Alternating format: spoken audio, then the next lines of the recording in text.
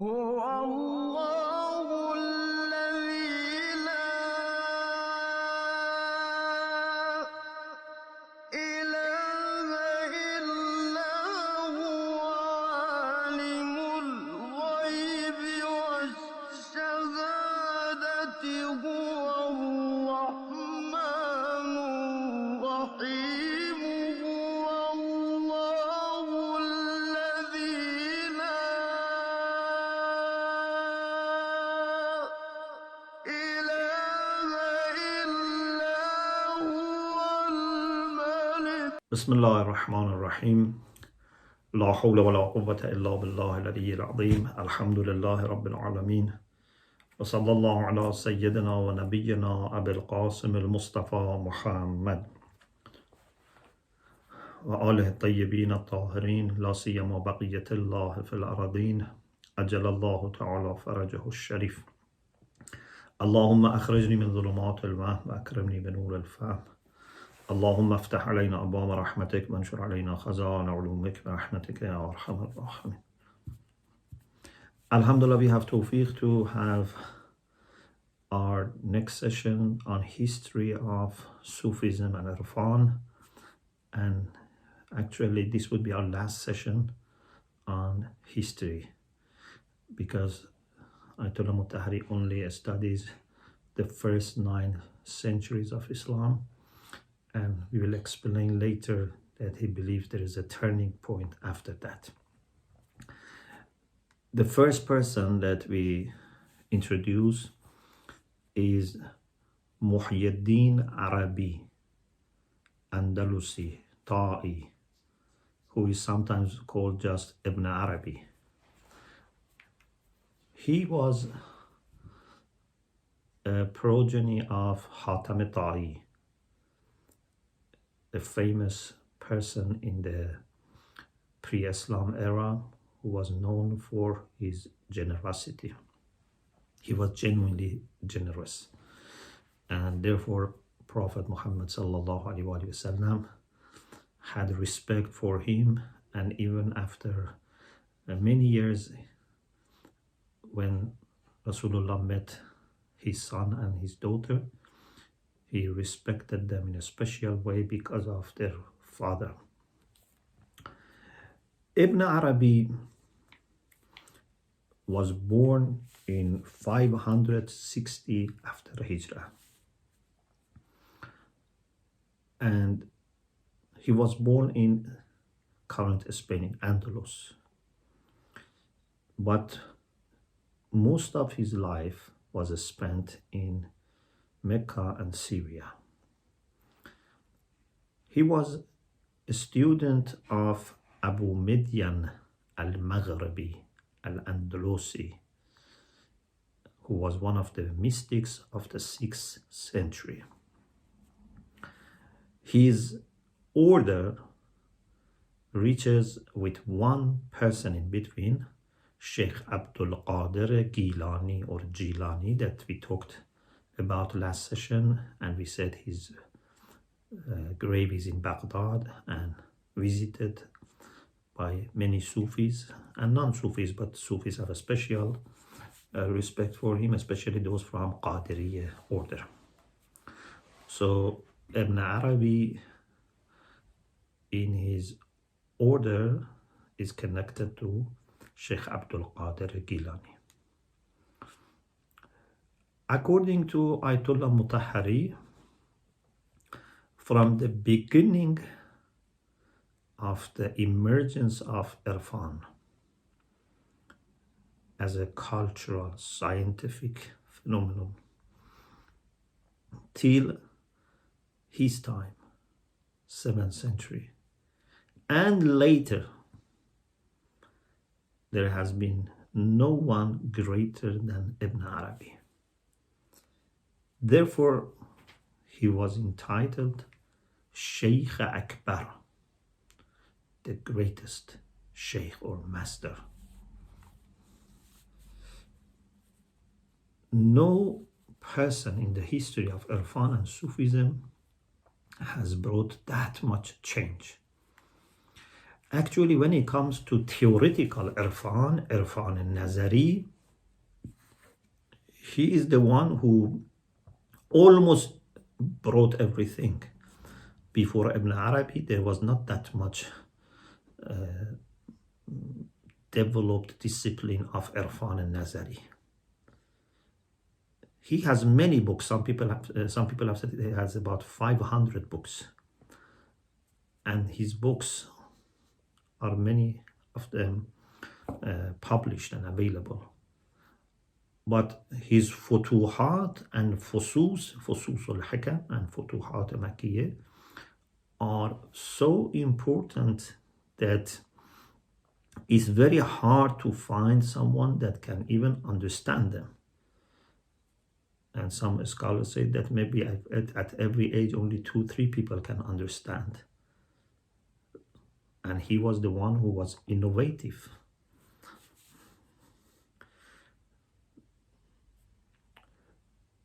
Some people have great respect for him.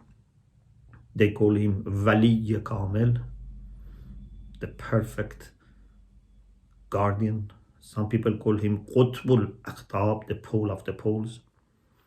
But at the same time, there are people who were very unhappy with him to the extent that they consider him to be kafir. They consider to be Mumituddin, the one who killed the religion, the one who destroyed religion, Mahaddin, the one who wiped off the religion. So there is a controversy about him. Some are very much in favor of him, some are very much against. Sadr al-Muta'allihin, Mullah Sadra, has great respect for Ibn Arabi. Even maybe we can say he respects Ibn Arabi more than he respects people like Ibn Sina. The late Allama Tabatabai had great respect for Ibn Arabi. Imam Khomeini had great respect for Ibn Arabi. Not in the sense that they say he is free from problems, he didn't have problems in his character or in his ideas, but in the sense that he was a genius person who had genuine ideas that helped development of Irfan. So you are dealing with someone who is really a special case. He was not an ordinary person, and therefore you should not expect from him to be perfect. No one can be perfect apart from Ma'sumi, but someone that has serious scholarship, serious contribution to offer, someone that you cannot ignore or quickly dismiss because you don't agree with some of the things that he says.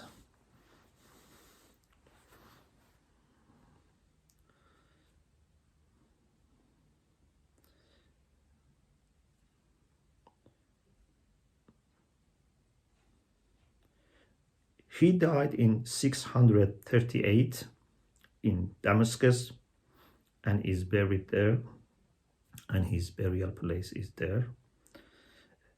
And therefore, he can be considered as a figure of the 7th century, although part of his life was in the 6th century, but his most important part of life was in the 7th century. The next person, next figure of the 7th century is Sadruddin Muhammad Qunawi, a very, very key figure, especially for understanding Ibn Arabi. He is from the city of Konya in Turkey, and he was a student, a disciple, an adopted son of Ibn Arabi. The mother of Sadruddin Qunawi was married to Ibn Arabi. He is perhaps the best commentator of Ibn Arabi, and had it not been there, maybe ideas of Ibn Arabi were not understood properly. He was contemporary to Mawlavi, Rumi, and also Khaja Nasiruddin al-Tusi. It is said that Khaja had respect for him, they had correspondence. Also, he had good relation with Mawlavi in the city of Konya. in Turkey. It is said that al-Qunawi used to lead Jama'ah prayer, and Mawlavi used to attend his congregational prayer. And al-Qunawi had respect for Mawlavi. One day, when it was the gathering led by al-Qunawi, Mawlavi entered. And al-Qunawi asked him to take over, to lead. And Mawlavi said, no. How can I answer to Allah subhanahu wa ta'ala if I sit in your place? And then al-Qunawi said, if this place is something that you cannot sit, I don't want to have this position. So you see the mutual love and respect between Sadr al-Din al-Qunawi and Rumi. He has many books which have become reliable sources for understanding Irfan and Nazari, especially ideas of Ibn Arabi, and some of them are like textbooks in the houses, like Miftahul Ghaib, Nusus, and Fukuk. He died either in 672 or 673. If he died in 672, Ayatollah Mutahhari is the same year that Khaja Nasiruddin and Rumi also passed away. The next figure of the 7th century is Rumi, Maulana Jalaluddin Muhammad Balkhi Rumi, who is known as Mawlavi. He has the universally acknowledged book Masnavi. Masnavi Ma'navi by Rumi is one of the best sellers in the world, even in English.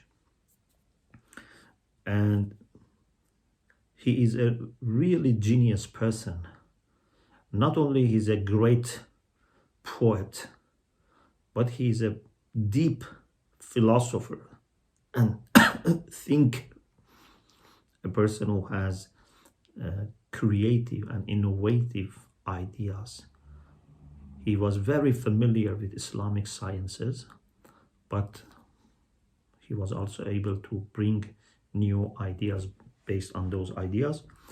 Of course, Rumi is also a person like Ibn Arabi, that there is a controversy about him. Some people very much praise him, and some people very much are against him. Again, people like Ayatollah Mutahhari, they have respect for him, great respect for him. Allama Muhammad Taqi Ja'fari Rahmatullah Alayhi has spent years of his life commenting on all Masnavi by Rumi. Not because he agreed with everything that Rumi said, but he found his book a real gem and real source for knowledge, for wisdom, for ideas that could not be ignored. Mawlavi, when he was a child, with his father, left the city of Balkh. Balkh is in Afghanistan. And his father took him to visit Mecca, the house of Allah subhanahu wa ta'ala in Mecca. On his way, he met Sheikh Fariduddin Attar-Nishaburi, that we talked about him before. And after return from Mecca, he went with his father to Konya in Turkey and settled there. Initially, he was a traditional scholar. He was a man of teaching and writing and books and lectures. But he met Shams Tabrizi. And Shams Tabrizi totally changed Rumi and put in the heart of Rumi fire of love.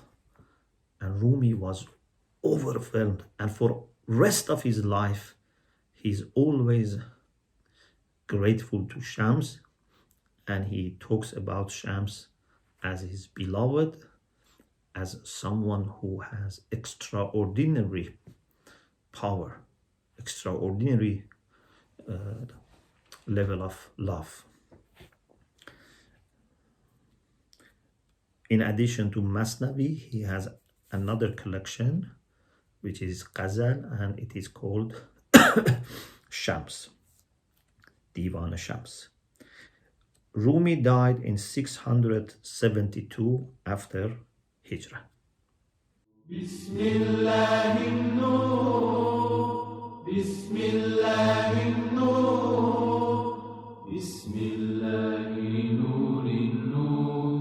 The next person in the 7th century is Fakhruddin Iraqi Hamdani or Hamadani, a famous poem.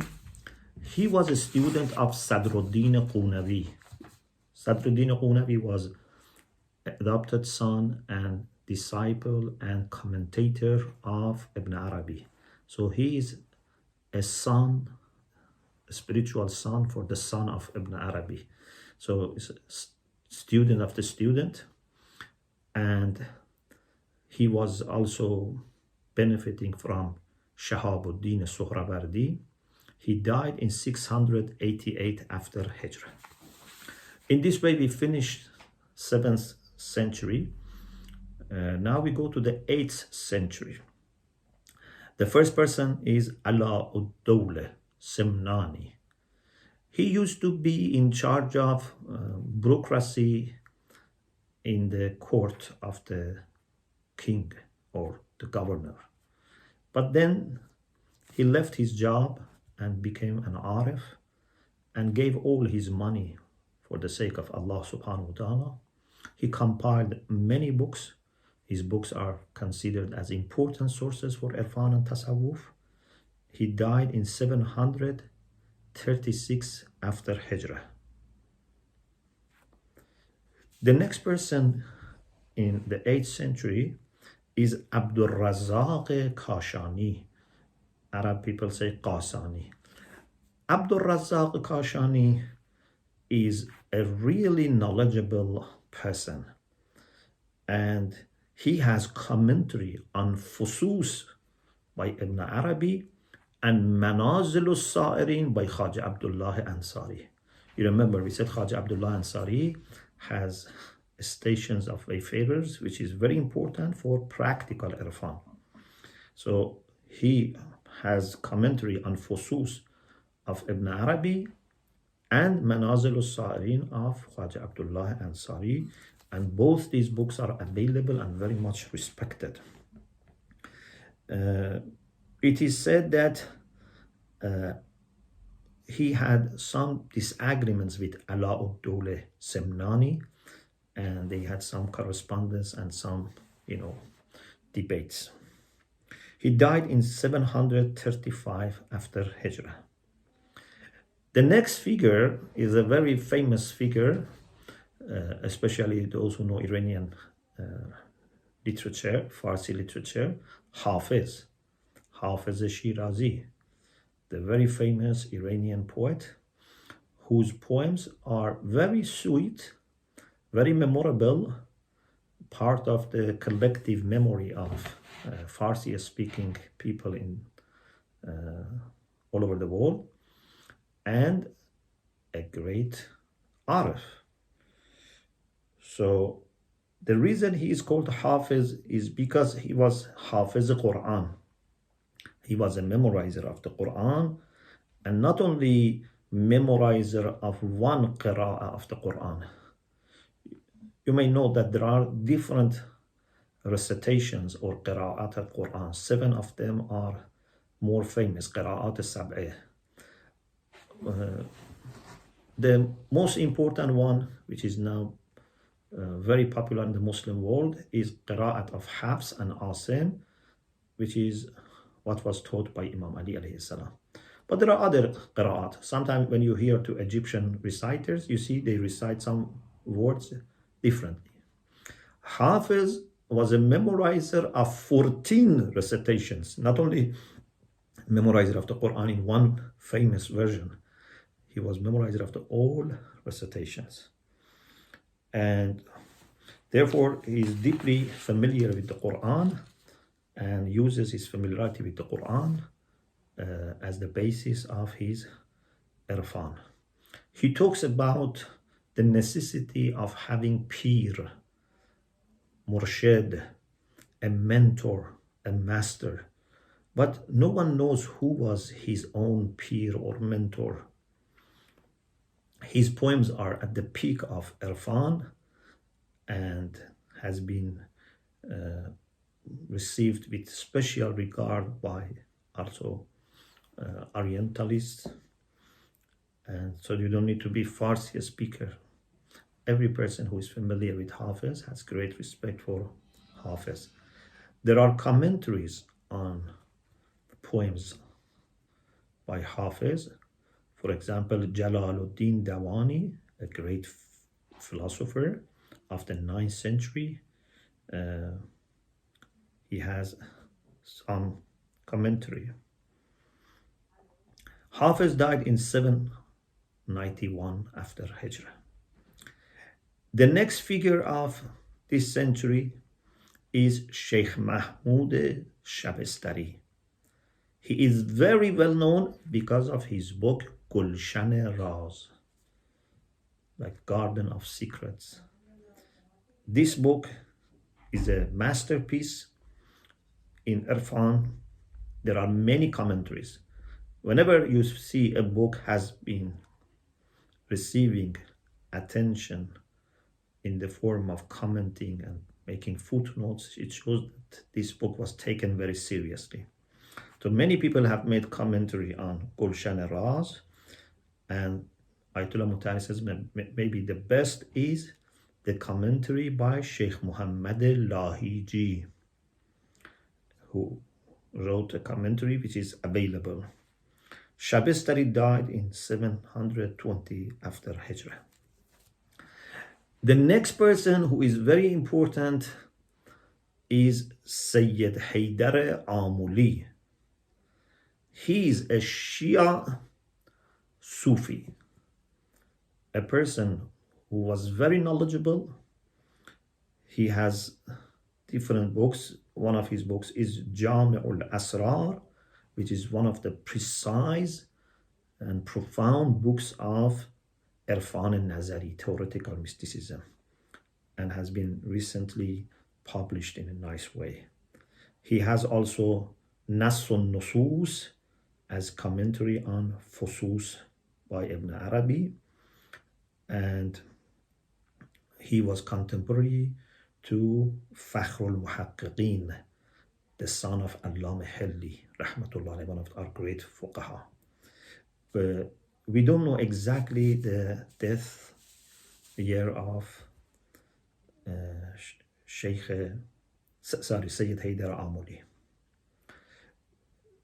The next person is Abdul Karim Jili. Again, there's a discussion here. Is he from Gilan, like Abdul Qadir Jilani, from northern Iran, or from Jil? He has a book which is very famous called Al-Insanul Kamil, the perfect man. The first person who actually introduced the idea of Insan Kamil was Ibn Arabi. And he introduced this concept in Islamic Irfan. And Sadruddin al-Qunawi, his adopted son and student, in Miftahul Ghaib has extensive discussion about Insan Kamil. But we have also some people who have independent works on Insan Kamil. One is Abdul Karim Jili, the same person that we are talking about. Another person is Azizuddin Nasafi, who was one of the Urafa of the 7th century. So these two people have independent books on Insan Kamil. Jili died in 805 when he was only 38 years old. Okay, Alhamdulillah, we finished the 8th century. Then we go to the 9th century. The first person is Shah Ni'matullah Wali. He is known to be a progeny of Amir al-Mu'minin alayhi salam, and he is one of the most famous Sufi figures. The order Silsile of Ni'matullahiyya in our time, they go back to Shah Ni'matullah Wali. His grave is in Kerman, Mahan Kerman, in eastern Iran. And many Sufis go and visit his grave. It is said that he lived for 95 years and died in 820 or 827 or 834. He had met Hafiz Shirazi, and he has left many poems. The next person in the 9th century is Sa'inuddin Ali, Turke Isfahani, one of the great scholars of Irfan. And in understanding Irfan and Nazari of Ibn Arabi, he was a very capable person. He has a book, Tamheed al-Qawaid, which is one of the textbooks, and still in the houses they study this for understanding Irfan and Nazari. The next person is Muhammad ibn Hamza al-Fanari al-Rumi. He was from the Ottoman Empire. He had comprehensive knowledge of different aspects of Islam. He compiled many books. His famous work and contribution is Misbahul Uns, again one of the most important textbooks on Islamic Irfan, which is still being taught in the houses by great masters of Irfan. Misbahul Uns is commentary of Miftahul Ghaib by Sadr al-Qunawi.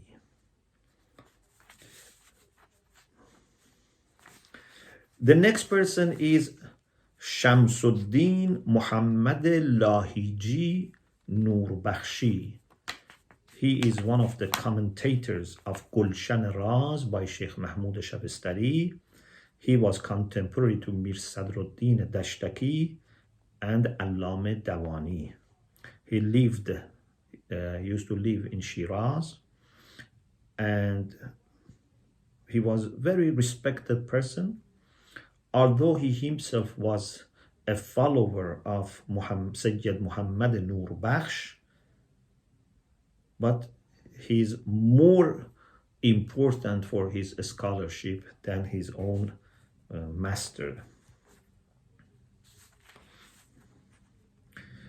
Lahiji, in his commentary on Gulshan Raz, when reaches to his own silsila, his own order, he mentions that my first teacher or master is Sayyid Muhammad Nurbakhsh, and then continues till it reaches Ma'ruf Karhi, and then Imam Raza alayhi salam, and then other Imams up to Rasulullah sallallahu alaihi wasallam.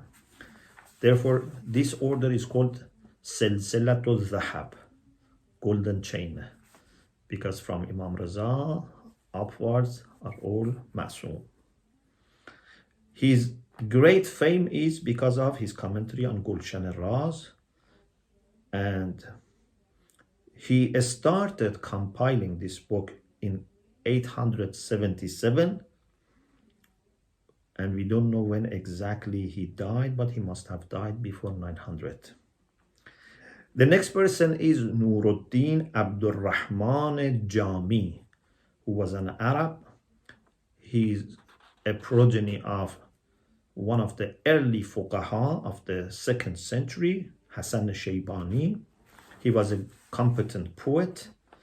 Actually, Ayatollah Mutahhari says maybe he is the last great mystical poet in Farsi. Last great mystical poet in Farsi. Means after Rumi and Hafiz, maybe he's the last great one. He was born around Mashhad in Jam, around Mashhad, in the region of Mashhad. He was a disciple of Ahmad al-Jami that we talked about him before. He had many books on sarf, fiqh, usul, mantiq, philosophy, Irfan. And among his books, which are related to our field, is Sharh Fusus al-Hikam, commentary of Fusus al-Hikam by Ibn Arabi, Sharh al-Lama'at Fakhruddin Iraqi, and commentaries on some pieces of poems. Jami was a follower of the order of Naqshbandis, Baha'uddin Naqshband, who was the founder of the order of Naqshbandiyya. But he himself is a great scholar and more important for his scholarship than the founder of this order. Therefore, Ayatollah Mutahhari says we talk about him when we talk about the cultural aspect and scholarly aspect of Irfan. Jami died in 898 when he was 81 years old. Okay, in this way, we finished a quick review of 9 centuries of Irfan and Tasawwuf, Mysticism and Sufism. We try to show that this has been a phenomenon that existed all over the Muslim world, from the east to the west, north to the south. There were many great figures all over. Of course, many of them were from Persia of that time, but there were also Arabs, there were other groups of people. So it was not exclusive to any group. And they had great contribution in the field of Irfan Amali. But with the coming of Ibn Arabi, Irfan al-Nazari emerged and took its own then way. After 9th century, now we have a new situation. We have people who follow the scholarship of people like Ibn Arabi and al-Qunawi. And actually many of these people are great Shia scholars that they master this field. They train students, they write books, but they are not considering themselves as Arif or Sufi. They just deal with it as a discipline, as a useful science. People like Allama Sha'rani, Allama Tabatabai, Ayatollah Muhammad Taqi Amuli, today like Ayatollah Jawadi Amuli, Ayatollah Hassan Zadeh Amuli. So these are the people who are really experts in the field of Irfan al-Nazari. But they are hesitant to be called Arif or Sufi or whatever. We have also people who are very much involved in the practical Irfan. And again, this is a long tradition, especially in the Shia world. We have great people like Akhund Mullah Hussein Quli Hamadani, Ayatollah Said Ali Qazi Tabatabai, and his spiritual students who are very much into practical Irfan, but they are very much avoiding anything that gives them a distinct appearance. They don't want to keep, for example, a special type of beard or clothes or whatever. They want to be just like any other person. They are deeply involved in Irfan, but they don't want to be noticeable. And they are very much also committed to fiqh. Many of them are actually mujtahid. Therefore, we don't need to continue from 10th century onwards the history of Urafa and Sufis, especially because after this, some Sufis then, unfortunately, became more attached to some forms like some dress, some way of keeping their beard, being in some places, isolating themselves, some of them, not all of them. So we have to be very careful. Inshallah, from next session, we will go into the content, into the notions and concepts that are introduced in Islamic mysticism. Alhamdulillah Rabbil Alameen.